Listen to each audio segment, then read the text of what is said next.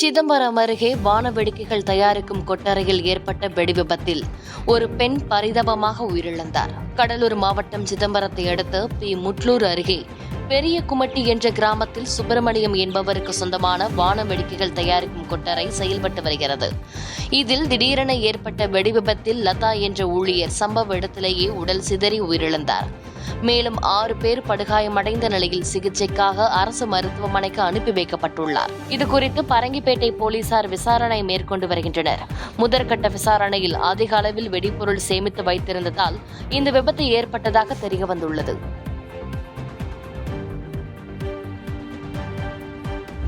தாராபுரம் அருகே உடல்நிலை பாதிக்கப்பட்டு நோயின் கொடுமையை தாங்க முடியாமல் இருந்த தாயை குடிபோதையில் கொலை செய்த மகனை போலீசார் கைது செய்தனர். திருப்பூர் மாவட்டம் தாராபுரம் அருகில் உள்ள மூலனூரை அடுத்த வேளாண்பூண்டி கிராமத்தைச் சேர்ந்த மூதாட்டி மாரியம்மாள் இவருடன் மகன் ராஜகோபால் வசித்து வருகிறார். இந்நிலையில் நேற்று மாலை மாரியம்மாளின் தங்கை ஏசம்மாள் என்பவர் தனது அக்காவை பார்ப்பதற்காக ராஜகோபாலின் வீட்டிற்கு வந்திருந்தார். அப்போது மாரியம்மாள் நோயின் கொடுமை தாழாமல் தனக்கு தானே சத்தமிட்டு புலம்பிக் கொண்டிருந்தார். அப்போது குடிபோதையில் இருந்த ராஜகோபால் அங்கிருந்த கத்தியை எடுத்து வந்து நோய் கொடுமை தாழாமல் சிரமப்பட்டு கொண்டிருந்த தாயின் கழுத்தை அறுத்து கொலை செய்துள்ளார். சம்பவத்தின் போது வீட்டின் வெளியே பேசிக் கொண்டிருந்த மாரியம்மாளின் தங்கை ஏசம்மாள் வீட்டுக்குள் வந்து பார்த்தபோது கையில் கத்தியுடன் ராஜகோபால் நின்று கொண்டிருப்பதையும் அருகில் தனது அக்கா மாரியம்மாள் இரத்த வெள்ளத்தில் கிடந்ததையும் பார்த்து அதிர்ச்சி அடைந்துள்ளார். பின்னர் தகவல் அறிந்து வந்த போலீசார் உடலை கைப்பற்றி ராஜகோபாலை கைது செய்து விசாரணை மேற்கொண்டு வருகின்றனர்.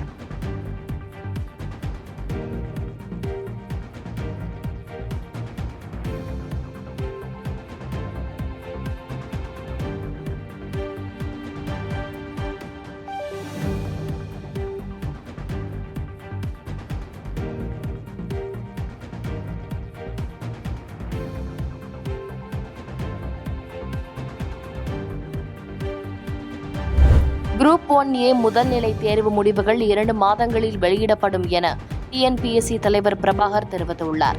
தமிழ்நாடு அரசு பணியாளர் தேர்வாணையத்தின் சார்பில் உதவி ஆட்சியர், டிஎஸ்பி, வணிக வரி உதவி ஆணையர் உள்ளிட்ட 72 காலி பணியிடங்களுக்கான குரூப் 1A முதல்நிலை தேர்வு இன்று தமிழ்நாடு முழுவதும் நடைபெற்றது. அந்த வகையில் சென்னை எழும்பூர் பிரசிடென்சி மகளிர் மேல்நிலைப் பள்ளியில் 200 தேர்வர்கள் முதல்நிலை தேர்வு எழுதினர். அப்போது தமிழ்நாடு அரசு பணியாளர் தேர்வாணைய தலைவர் பிரபாகர் IAS நேரில் வருகை தந்து ஆய்வு மேற்கொண்டார். அதனைத் தொடர்ந்து செய்தியாளர்களை சந்தித்து பேசிய அவர், குரூப் 1 முதல்நிலை தேர்வு முடிவுகள் 2 மாதத்தில் வெளியிடப்படும் என்றும் அதனைத் தொடர்ந்து 3 வாரங்களில் முதன்மை தேர்வுகள் நடைபெறும் என்றும் தெரிவித்தார்.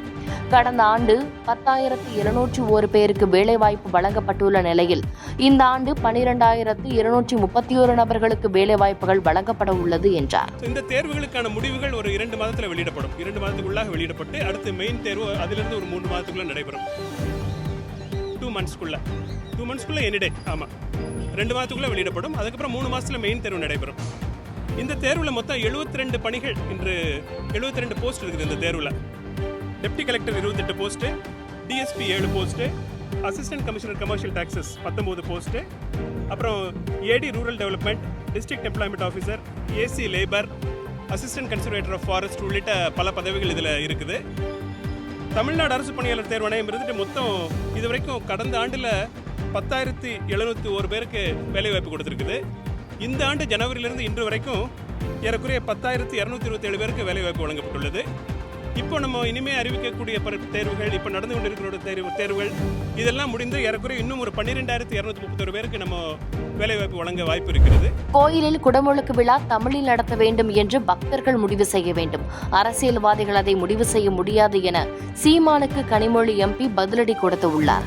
தூத்துக்குடி மாவட்ட விளையாட்டு அரங்கில் ரூபாய் 50 லட்சம் மதிப்பில் நவீனப்படுத்தப்பட்டுள்ள குளிர்விக்கப்பட்டுள்ள அதிநவீன விளையாட்டு கூடம் தூத்துக்குடி நாடாளுமன்ற உறுப்பினர் கனிமொழி கருணாநிதி அவர்களால் இன்று திறந்து வைக்கப்பட்டது. பின்னர் செய்தியாளர்களை சந்தித்த போது, திருச்செந்தூர் சுப்பிரமணிய சாமி கோவிலில் வரும் 7ஆம் தேதி குடமுழுக்கு விழா தமிழில் நடத்த வேண்டும், இல்லையென்றால் பக்தர்களுடன் இணைந்து கோயிலை முற்றுகையிடுவோம் என நாம் தமிழர் கட்சியின் தலைமை ஒருங்கிணைப்பாளர் சீமான் அறிவித்திருந்த நிலையில், கோவிலுக்கு வரக்கூடிய பக்தர்கள் முடிவு செய்ய வேண்டும், அரசியல்வாதிகள் அதை முடிவு செய்ய முடியாது என பதிலளித்து பேசினார். மேலும் மதுரையில் நடைபெறும் முருகர் மாநாடு குறித்த கேள்விக்கு அடையாளங்களை காண்பதற்காக அவர்கள் கோயில்களை பயன்படுத்திக் கொள்கிறார்கள் என்று விமர்சித்து பேசினார். இல்லை, எனக்கு தெரிஞ்சு கும்பாபிஷேகம் நடைபெறுகிறது அப்படின்றது எனக்கு தெரியும். அது எப்படி நடத்தப்படுவது அப்படிங்கிறது அறநிலையத்துறையும் அங்கு கோயிலுக்கு வரக்கூடிய பக்தர்களும் முடிவு செய்ய வேண்டும். அரசியல்வாதிகள் அதை முடிவு செய்யும். தமிழில் நடத்துங்கிறது எங்களுடைய உரிமை, அது எல்லா உரிமையும் போராடி தான் பெறணுமா அப்படிங்கிறது அவருடைய கேள்வியாக இல்லைங்க. தமிழ் சொல்கிறாங்க, தமிழில் நடத்தக்கூடாது அப்படிங்கிறது யாருடைய கருத்தும் இருக்க முடியாது. தமிழ் அதுவும் முருகன் என்று சொல்லக்கூடிய சூழலிலே அது தமிழ் கடவுள் என்று கொண்டாடப்படக்கூடிய முருகன் கோயிலுக்கு கும்பாபிஷேகம் அப்படிங்கிறது சொன்னாலும் சொல்லனாலும் அது தமிழுக்கான ஒன்றாகத்தான் இருக்கும். விஜய் அரசியலுக்கு வந்த பின்பு சிறுபான்மையினரின் வாக்குகள் திமுக இழந்துவிடுமோ என்ற பயத்தில் உள்ளதாக பாஜக மாநில பொதுச் செயலாளர் ராம சீனிவாசன் கடுமையாக விமர்சித்துள்ளார். திண்டுக்கல் நத்தம் சாலையில் உள்ள பாஜக அலுவலகத்தில் நடைபெற்ற மத்திய அரசின் 11 ஆண்டு கால சாதனை விளக்க கண்காட்சியை பாஜக மாநில பொதுச் செயலாளர் ராம சீனிவாசன் பார்வையிட்டார். பின்பு செய்தியாளர்களை சந்தித்து பேசிய அவர், திருமாவளவன் வாக்கு சதவீதத்தை இந்த தேர்தலில் விஜய் தூக்கிக் கொண்டு செல்லப் போகிறார் என்றும், விஜய் அரசியலுக்கு வந்த பின்பு சிறுபான்மையினரின் வாக்குகள் திமுக இழந்துவிடுமோ என்ற பயத்தில் உள்ளனர் என்றும் விமர்சித்து பேசினார். இந்த தேர்தலில் விஜய் கூட்டணி வைக்க மாட்டார். அப்படி கூட்டணி என்று விஜய் கூறினால் தேர்தலுக்கு முன்பாகவே அவருடைய வாக்கு சதவீதம் குறைந்துவிடும் என்றும் தெரிவித்தார்.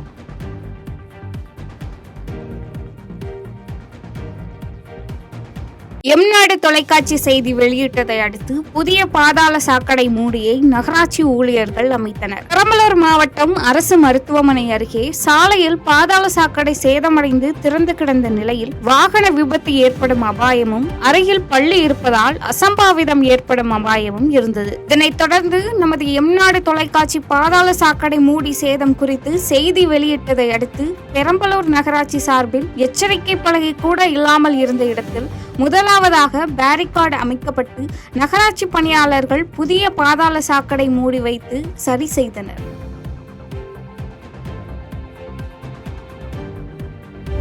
உபயதாரர்கள் கோவில்களில் முறைகேடுகளை மேற்கொள்வதாக பாஜக மாநில ஆன்மீக மற்றும் ஆலய மேம்பாட்டு பிரிவு தலைவர் நாச்சியப்பன் குற்றச்சாட்டு தெரிவித்தார். காஞ்சிபுரம் மாவட்டம் காமாட்சியம்மன் சன்னதி தெருவில் உள்ள தனியார் விடுதியில் பிரதமர் மோடியின் 11 ஆண்டுகள் சாதனை விளக்க செய்தியாளர் கூட்டம் மாவட்ட பாஜக தலைவர் ஜெகதீசன் தலைமையில் நடைபெற்றது. இந்த கூட்டத்தில் சிறப்பு அழைப்பாளராக பங்கேற்ற மாநில ஆன்மீக மற்றும் ஆலய மேம்பாட்டு பிரிவு தலைவர் நாச்சியப்பன் செய்தியாளர்கள் அளித்த பேட்டியில் பிரதமர் மோடியின் சாதனைகளை கிராமங்கள் தோறும் பிரச்சாரம் மூலம் எடுத்துரைக்கப் போவதாக தெரிவித்தார்.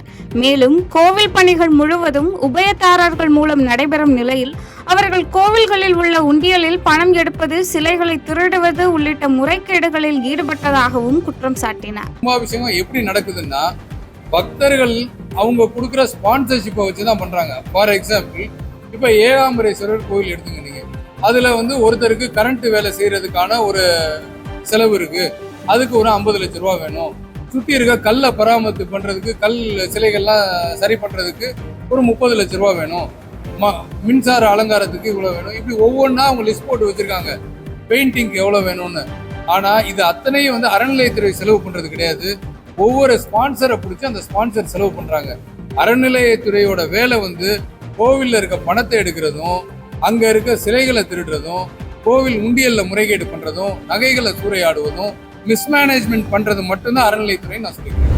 வைகை அணையில் பெரியாறு பிரதான கால்வாய் பாசன வசதி பெறும் நிலங்களுக்கு முதல் போகம் பாசன வசதிக்காக நீர் திறக்கும் நிகழ்வு நடைபெற்றது. தேனி மாவட்டம் ஆண்டிப்பட்டி அருகே உள்ள வைகை அணையில் பெரியாறு பிரதான கால்வாய் பாசன வசதி பெறும் 45,041 ஏக்கர் நிலங்களுக்கு முதல் போக பாசன வசதிக்காக 900 கன அடி வீதம் 120 நாட்களுக்கு தமிழக முதல்வரின் உத்தரவின்படி நீர் திறக்கும் நிகழ்வு நடைபெற்றது. இந்நிகழ்ச்சியில் ஊரக வளர்ச்சித்துறை அமைச்சர் பெரியசாமி, வணிக வரி மற்றும் பத்திரப்பதிவுத்துறை அமைச்சர் மூர்த்தி, தேனி பாராளுமன்ற உறுப்பினர் தங்க தமிழ்செல்வன், சட்டமன்ற உறுப்பினர்கள் மகாராஜன், ராமகிருஷ்ணன், சரவணகுமார் மற்றும் தேனி, மதுரை, திண்டுக்கல் மாவட்ட ஆட்சித்தலைவர்கள் உள்பட பலர் கலந்து கொண்டு நீரினை திறந்து வைத்து மலர் தூவி மரியாதை செலுத்தினர்.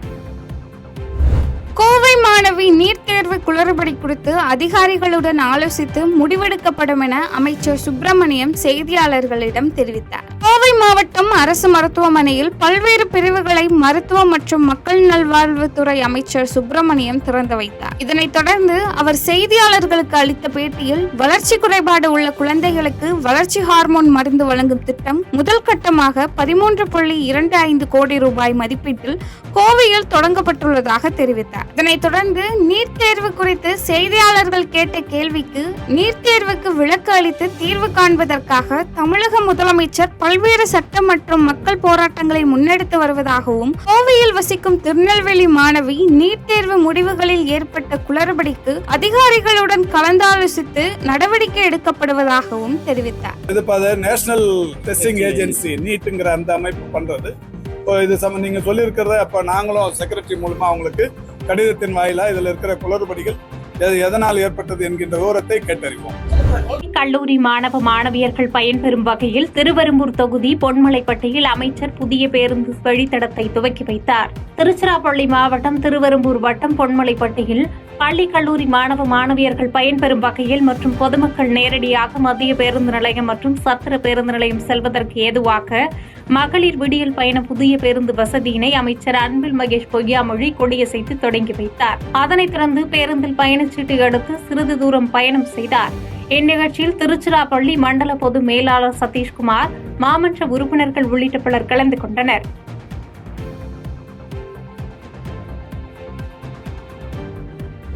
பொன்னேரியில் ஓடையில் குளிக்க சென்ற மாணவர்கள் இருவர் நீரில் மூழ்கி உயிரிழந்த சம்பவம் அப்பகுதியில் சோகத்தை ஏற்படுத்தியுள்ளது. திருவள்ளூர் மாவட்டம் பொன்னேரி அடுத்த மூகாம்பிகை நகர் பகுதியில் அமைந்துள்ள ஓடையில் பள்ளி மாணவர்கள் சிலர் பல்வேறு குழுக்களாக குளித்துக் கொண்டிருந்தனர். அப்போது 8ஆம் வகுப்பு படிக்கும் குகன் என்ற மாணவன் திடீரென தண்ணீரில் அடித்து செல்லப்பட்டுள்ளார்.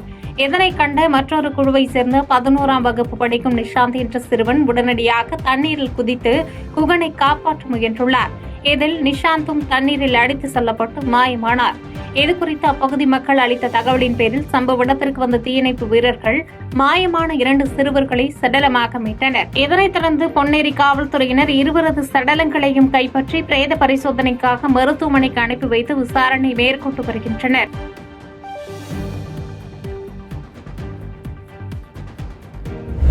முன்னாள் முதலமைச்சர் கருணாநிதியின் பிறந்தநாள் விழாவை முன்னிட்டு விளாத்திக்குளத்தில் நடைபெற்ற மாட்டு வண்டி பந்தயத்தை கனிமொழி எம்பி கொடியசைத்து துவக்கி வைத்தார். தூத்துக்குடி மாவட்டம் விளாத்திக்குளம் சட்டமன்ற தொகுதி திமுக சார்பில் முன்னாள் முதலமைச்சர் கருணாநிதியின் 102வது பிறந்தநாள் விழாவை முன்னிட்டு விளாத்திக்குளத்தில் மாபெரும் மாட்டு வண்டி எல்கை பந்தயம் நடைபெற்றது. விளாத்திக்குளம் கோவில்பட்டி சாலையில் நடைபெற்ற இப்போட்டியை திமுக எம்பி கருணாநிதி கொடியசைத்து தொடங்கி வைத்தார். விறுவிறுப்பாக நடைபெற்ற மாட்டு வண்டி பந்தயத்தில் வெற்றி பெற்ற மாட்டு வண்டி உரிமையாளர்களுக்கு பரிசு தொகை மற்றும் LED டிவி, மிக்சி, மின்விசிறி உள்ளிட்ட பரிசுகள் வழங்கி கௌரவிக்கப்பட்டது.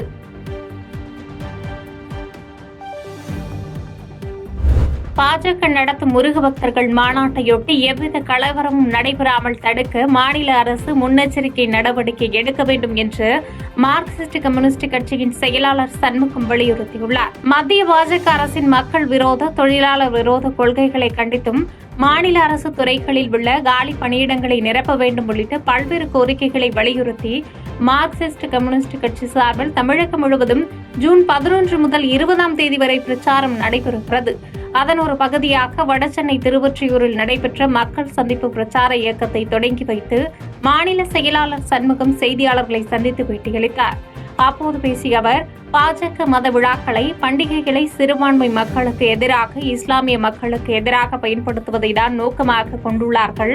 எனவே தமிழக அரசு முருக பக்தர்கள் மாநாடு என்ற பெயரில் பாஜக நடத்தும் இந்த மாநாட்டில் எந்தவிதமான அசம்பாவிதங்களும் நடைபெறாமல் இருக்க முன்னெச்சரிக்கை நடவடிக்கைகளை மேற்கொள்ள வேண்டும் என்று வேண்டுகோள் விடுத்தார்.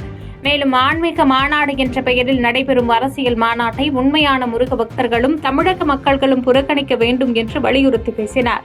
வரக்கூடிய 22ஆம் தேதி மதுரையில் முருக பக்தர்கள் மாநாடு என்கிற பெயரில் RSS பிஜேபி கும்பல் ஒரு அரசியல் மாநாட்டை நடத்த இருக்கிறார்கள். இந்த மாநாட்டிற்கு நேற்றைய தினம் மதுரை உயர்நீதிமன்ற கிளை அனுமதி கொடுத்திருக்கிறது, பல்வேறு நிபந்தனைகளை விதித்து. ஆனால் இந்த RSS பிஜேபி கும்பல் என்பது நீதிமன்றத்தினுடைய நிபந்தனைகளை எல்லாம் மதித்து நடக்கக்கூடியவர்கள் அல்ல. தமிழ்நாடு அரசாங்கம் இந்த முருகபக்தர்கள் மாநாடு என்கிற பெயரில் ஆர்எஸ்எஸ் பிஜேபி கும்பல் நடத்தக்கூடிய இந்த மாநாட்டில் எந்த விதமான அசம்பாவிதங்களும் நடைபெறாமல் உயர்நீதிமன்றத்தினுடைய நிபந்தனைகள் கராராக கடைபிடிக்கப்படுவதை உத்தரவாதப்படுத்தக்கூடிய வகையில் தமிழ்நாடு அரசாங்கம் முன்னெச்சரிக்கை நடவடிக்கைகள் எடுக்க வேண்டும் என்று மார்க்சிஸ்ட் கம்யூனிஸ்ட் கட்சியின் சார்பில் வற்புறுத்தி கேட்டுக்கொள்ள விரும்புகிறேன். படைத்தலைவன் படம் ரசிகர்களின் விமர்சனம் நல்ல முறையில் வந்து கொண்டிருப்பதாக நடிகர் விஜயகாந்தின் மகன் நடிகர் சண்முக பாண்டியன் பேட்டியளித்துள்ளார். கேப்டன் விஜயகாந்தின் மகன் சண்முக பாண்டியன் நடிப்பில் உருவான படைத்தலைவன் படம் நேற்று முன்தினம் தமிழகம் முழுவதும் திரையரங்குகளில் வெளியானது. இந்நிலையில் இன்று நடிகர் சண்முக பாண்டியன் பல்லாவரம் ஜனதா திரையரங்கிற்கு நேரடியாக சென்று ரசிகர்களுடன் சேர்ந்து படம் பார்த்தார். பின்னர் செய்தியாளர்களை சந்தித்து பேசிய சண்முக பாண்டியன், படத்தின் விமர்சனங்கள் நல்ல முறையில் வந்து கொண்டிருக்கிறது என்றும் பொதுமக்கள் அனைவரும் திரையரங்கிற்கு சென்று படம் பார்த்து வருகின்றனர் என்றும் தெரிவித்தார்.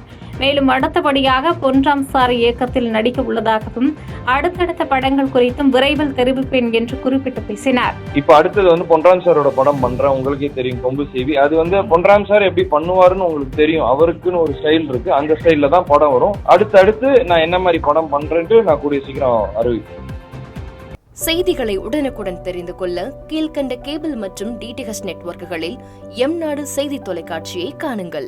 பாதகம் செய்பவரை கண்டால் நாம் பயம் கொள்ளலாகாது பாப்பா. மோதி மிதித்துவிடு பாப்பா, அவர் முகத்தில் உமிழ்ந்துவிடு பாப்பா.